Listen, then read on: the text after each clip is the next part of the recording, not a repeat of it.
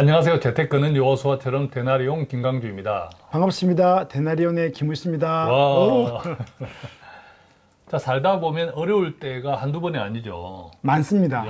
네. 참 땅에서 사는 시험인데 네. 인생도 늘 경제처럼 순환하죠. 좋을 때가 네. 있고 나쁠 때가 있고 어려울 맞습니다. 때가 있고 행복할 때가 있고 네. 다 있는데 저희는 이제 데나리온 성경제 재테크, 크리스찬 재테크니까 많은 어려움 가운데서도 보통 이제 어렵다 하면 돈 때문에, 재정 때문에 어려운 경우가 또 많잖아요. 네, 그렇죠. 그 어려움 속에 있을 때 사람들은 한 두 가지를 생각하는 것 같아. 나도 네. 빨리 좀 돈이 많았으면. 자, 이때는 네. 목돈이죠, 그쵸. 주로. 그죠? 그쵸. 목돈. 먹고 죽을 돈도 없다 할 때. 나도 좀 어떻게 하면 돈을 모을 수 있을까. 그런데 지금 형편을 생각하면 그게 불가능해 보이는 거죠. 그렇죠. 너무 어려우니까. 그런 경우 많죠. 그렇죠. 그런데 결과적으로 돌아보면 저희 상담 사례들도 보면 네. 분명 재정적 어려움에서 그때는 목돈이라고 하는 것을 꿈도 꾸기 힘든 그 그렇죠. 상황이었는데 그렇죠. 그 상황이었는데도 그 같은 어려움을 딛고 결과적으로 네. 목돈을 만들어낸 케이스가 많습니다. 그죠? 그렇죠. 그 목돈이 결정적으로 그 사람들의 삶을 살리거나 그렇습니다. 결정적인 예. 역할을 할 때가 있습니다. 그렇죠. 그래서 보면 돈이 아니라 결과적으로 돈으로 보이지만 네. 그 과정에 하나님의 은혜와 축복이 있었다. 네, 네. 자, 이렇게 이해할 수 있는데 이런 사례들이 많은데 그 가운데서도 정말 오늘 함께 나누고 싶은 사례가 우리 센터장님의 사례예요. 네. 그래서 한번 들어보도록 하겠습니다. 네.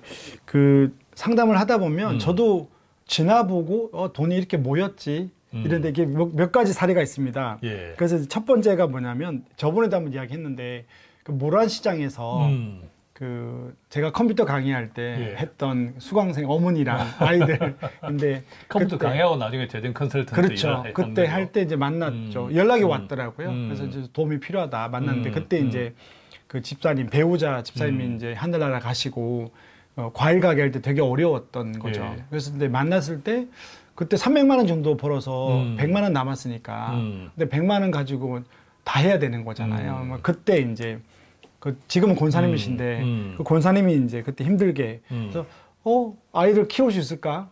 아이들을 대학 갈 때 돈을 모을 수 있을까? 그렇지. 근데 제가 이렇게 이거는 방송에도 그랬고 저번에도 한번 4년 전에 큰 아들이 예, 이제 대학을 가고 작년에 둘째 딸이 이제 대학 간 거예요. 근데 아이들이 대학 갈 때 금액들이 다 9천 1억씩 모여 있는 거예요. 예. 다 그 이야기 하는 거예요. 도대체 그때 돈이 없었는데 어떻게 이 돈을 1억이란 예. 총 2억이잖아요. 예. 그게 있고 또 청년 사례도 네, 있다면서요. 청년도 한 몇 년 됐죠. 그러니까 다 지금은 이제 놀라운 일들을 지금 고백하는 거예요. 간증인데 청년은 그때 급여가 어떻게 됐나요? 150만 원 150만 정도가 원. 됐고 네. 청년이 150만 원 받으면서 어떻게 목돈을 소망할 수 있을까? 현실이 그렇거든요. 20만 원 안 남았으니까요. 그죠? 네. 어떻게 네. 현실이 그렇거든요. 네. 근데 그 친구가 지금 집도 있고요. 결혼해서 네. 자녀도 한 명 우리 낳았어요. 센터장님도 사례가 있잖아요. 우리 센터장님도 실제로 네. 아버님 부도 때문에 네. 그때 뭐 목돈을 꿈꿀 수 없는 그런 시절이 있었잖아요. 그죠? 저희는 뭐 늘 이야기하지만 진짜 밥 먹고 살 돈도 없었죠. 예. 네. 자, 그러면 이런 사례, 다양한 사례들에서 우선 재정적으로 그처럼 힘든 시기에 목돈을 마련하는 방법을 성경적으로 네. 조금 원칙을 정리하면 네. 어떤 게 있을까요? 첫 번째는 몇 가지예요? 크게 두 가지입니다. 크게 두 가지를 하면 세 가지가 세 번째가 생긴다. 네. 두 가지를 하면 세 번째는 자동으로 따라온다. 이 세 번째의 간증을 오늘 한 거고요. 예. 그래서 어떻게 했을까 서로 이야기하는 거죠. 첫 번째는? 첫 번째는 가장 그 고난의 때 돈이 없을 고난의 때 때에. 목돈을 모으고 싶으면 예. 창조주를 기억하라. 창조주를 네, 기억하라. 네. 하면. 네. 대표님이 그 전도서 예. 12장 1절 2절 말씀 좀 읽어 주십시오. 자, 전도서 12장 1절에서 2절의 말씀입니다. 네, 네, 네. 너는 청년의 때에 너의 창조주를 기억하라. 곧 곤고한 날이 이르기 전에 나는 아무 낙이 없다고 할 해들이 가깝기 전에 해와 빛과 달과 별들이 어둡기 전에 비 뒤에 구름이 다시 일어나기 전에 그리하라. 네, 아멘. 그래서 창세기 이게 전도서 말씀인데 창조주를 기억하라는 건 창세기 말씀이잖아요. 예, 예. 창세기 말씀은 그 바벨론 포로로 끌려갔을 때 그때 창세기가 모세오경 뒤에 쓰여졌거든요. 예. 그러면 창세기는 창조주를 기억하는 건데 그게 좋을 때가 아니에요. 막 먹고 좋을 때, 돈 많을 때, 하나님 주셨다가 아니고요. 포로로 끌려가서 노예였을 때 창조주를 기억하라고 한 거거든요. 그래서 저도 우리가 재정적으로 어려울 때 아까 말했던 세 분을 만나보면 또 저를 보면 첫 번째가 어떻게 목도를 만들었을까 할 때 그 어렵고 공고한 날에 창조주를 기억한 것 같아요. 아멘. 네. 예. 권사님도 그랬고 아까 청년도 그랬네요. 그렇죠. 권사님도 그때 만났을 때 믿음을 잃지 않고 과일 가게를 하겠다. 예. 그래서 하나님이 나를 인도하실 거라 믿음이 있었고요. 청년도 그때 상담하면서 제가 숙제를 줬어요. 예배의 회복. 예. 네, 그래서 하나님을 기억하고 예배가 회복된다 그랬는데 몇 달 뒤에 예배가 회복되고 큐티를 하고 나니 150만 원이 자족하게 되는 거죠. 아하. 예, 그래서 이 청년이 이거로 인해서 그전에는 150만 원에서 20만 원밖에 저축을 못했는데 이게 자족이 되고 하나님으로부터 채워지니까 80만 원을 저축하게 된 거예요. 그렇군요. 네, 거기에 시작은 창조주를 기억하고 예배가 회복되었다. 아마 그때 그 청년도 이 정도를 저축할 수 있었다면 부모님 집에서 같이 기거하면서 그렇죠. 주급이나 이런 게 네, 없었을 것 같은데 그래도 150을 다 썼으니까. 그렇죠. 그러니까 상당히 많이 쓰고 있었다. 그죠? 네, 예. 돈이라는 게 참 이상한 것 그러다가 같아요. 예배가 회복되면서 80만 원 저축을 네, 하기 네, 시작했다. 네, 네. 예. 그리고 저도 뭐 아시다시피 그때 아픈 아이 데리고 서울 왔을 때 아무것도 없었거든요. 그렇지. 그때 이제 그때 하나님을 기억하고 있다 보니 하나님이 계속 저를 인도하시는 거예요. 근데 인도할 때마다 돈을 주는 건 아니고요. 인도가 해봐야 전단지 신문 돌리기, 그다음에 옮겨가면 또 공공근로. 자, 신문 돌리기. 요즘 뭐 신문 돌리는 네, 그건 사람 없죠. 없잖아요. 그죠? 네. 근데 옛날에 있었습니다. 신문 돌리고 우유도 배달하고. 네네네. 전단지도 돌렸으니까. 그렇죠. 예. 그다음에 공공근로. 그다음에 컴퓨터, 중학교 특할, 고등학교 특할, 나중에는 복지관까지. 사실 이게 급여가 복지관 가서 제가 제일 많이 벌 때 150만 원 벌었거든요. 예. 그러니까 이렇게 말하면 엄청난 걸 한 것 같지만 모든 소득 합계가 네. 복지관 네. 그러니까 일은 돈 되는 일은 많이 하고 네. 돈 어쨌든 되는 일은 다 했다. 100만 원부터 이게 몇 년간 갔는데 끝이 이제 150 주시는데 150. 예. 어쨌든 그게 하나님이 나를 지킨다는 개념이었으니까 예. 그래서 재정적으로 가난하고 어려울 때 여러분들이 계시면 좀 우리가 해야 될 첫 번째가 창조주를 기억하고 예배를 회복하고 예. 내가 누구인지를 기억하면 예. 이게 나중에 목도를 만들 수 있습니다. 예, 그러니까 창조주를 기억한다는 것 그리고 내가 누구인가를 기억한다는 것은 우리가 하나님의 아들이고 당연히 우리를 보살펴 주실 거다라는 그 믿음이죠. 그죠? 네. 자, 두 번째는 이제 그게 끝나고 나니까 그냥 있으면 안 되고요. 목표를 정하고 저축과 투자를 꾸준히 해야 됩니다. 예. 그래서 목표를 정하는 게 되게 중요한 것 같아요. 목돈이라는 목표. 이거는 이제 구체적으로 우리가 항상 땅에 사니까 하나님을 바라보고 항상 의지하고 기도하고 하는 것은 한 영역이고 영의 영역이고 그렇죠. 또 우리가 육의 일반적인 은총 가운데 해야 될 것. 일반적인 은총 가운데 우리가 해야 될 일. 이게 이제 두 번째는 거죠. 네네네. 목표를 정하고 일정 금액을 저축과 투자하고 그러면 권사님 같은 경우는 어떻게 했나요? 권사님 이게 쉽지 않은 게 이렇게 믿음으로 살다 보니까 이제 목표가 필요한 거죠. 그리고 권사님의 그때 목표는 12년, 15년 전에 아이들이 대학 가는데 그리고 그 다음에 또 독립하는데 자기가 할 수 있는 최선을 다해서 투자하겠다. 그리고 그걸 10몇 년 하시고 있는 거거든요. 지금도 하고 계시니까. 근데 그 일들을 하신 거죠. 그래서 권사님 같은 경우는 자녀 걱정이 많았죠.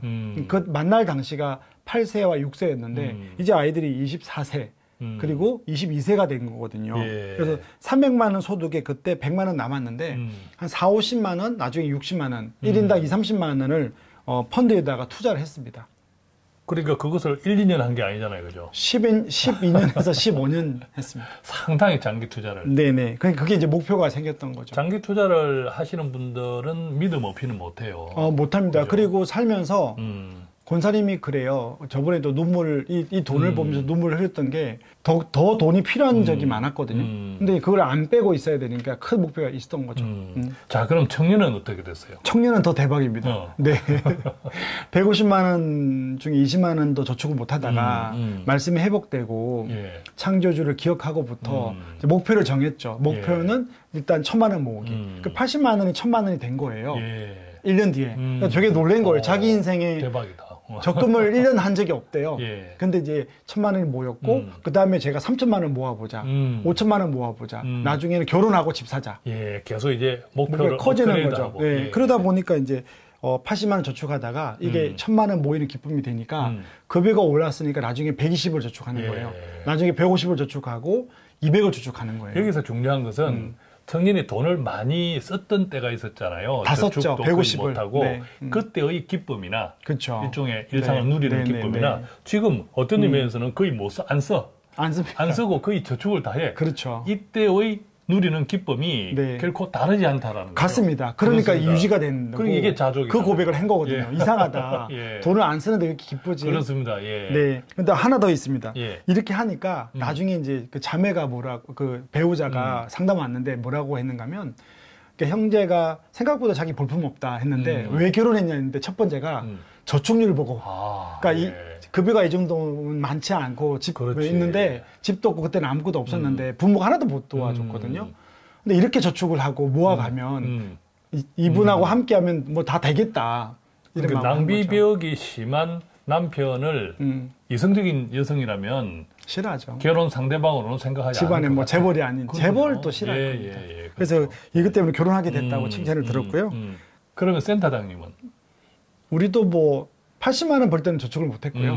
예, 그렇지. 제가 80 벌어주면 아내가 그랬어요. 80만 원만 벌어달라. 저축 안 해도 되니까. 그런 시절이 있었고요. 빚만 지지 말자. 네, 그때는 이제 간사하고 전단지 돌릴 때 그랬고 공고글로 할 때도 80만 원 못 넘었고요. 컴퓨터 강의에서 150만 원까지 최고 그 학부모들이 많이 와가지고 벌을 때 150을 갖다 주면 자매가 100만 원 쓰고 아내가 100만 원 쓰고 아내가 50을 저축해서 2년마다 1000만 원 모았어요. 예. 모이면 그걸 대박. 전세금 내고 그랬던 것들이 예. 목표를 정한 것 같아요. 우리가 2년마다 1000만 원을 모으자. 그리고 또 하나가 이제 하나가 더 큰 대박이 아버지 제가 지난달 강의한다고 아버지 집에 갔는데 예. 아버지가 그래요. 차가 있었는데 야 너네들이 돈이 이렇게 없는데 차가 생겼다.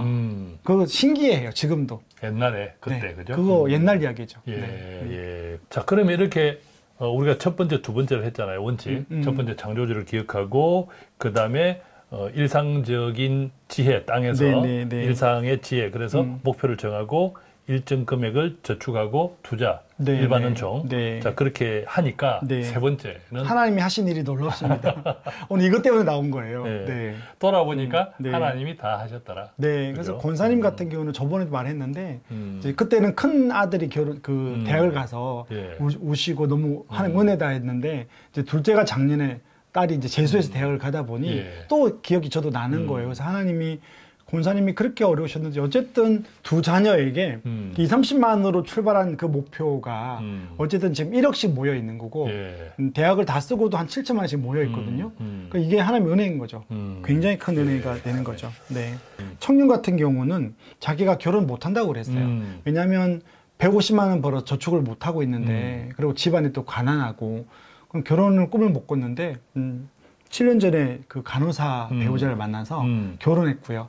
그 결혼한 간호사 배우자가 좋아했던 건 그 남편, 그 청년의 성실함이었다. 그리고 이제 4년 전에 경기도에 24평 아파트를 또 구입했어요. 와, 대박. 이건 완전 대박인 거죠. 네, 20만 원밖에 안 남았는데 아파트를 그러니까. 구입해서 그러니까 옛날을 돌아보면 청년은 네. 20만 원 저축했던 시절을 돌아보면 네, 네, 네. 지금 경기도 24평 아파트를 네. 구입했다는 게 이게 말이 안 돼. 자기 집인 거죠, 사실은. 네, 그거 말이 안 힘들거든요. 그것이 앞서 우리가 첫 번째, 두 번째, 세 번째로 하나님이 네. 이루어주신 거다. 네. 그다음에 센터장님. 저도 이렇게 저는 이제 아버지 이야기 한 게 그 차가 스포티지인데 2003년도에 저희가 펀드를 들었거든요. 예. 형제들을 20만 원 모아서 그 2007년 금융위기 이전에 2천만 원이 된 거예요.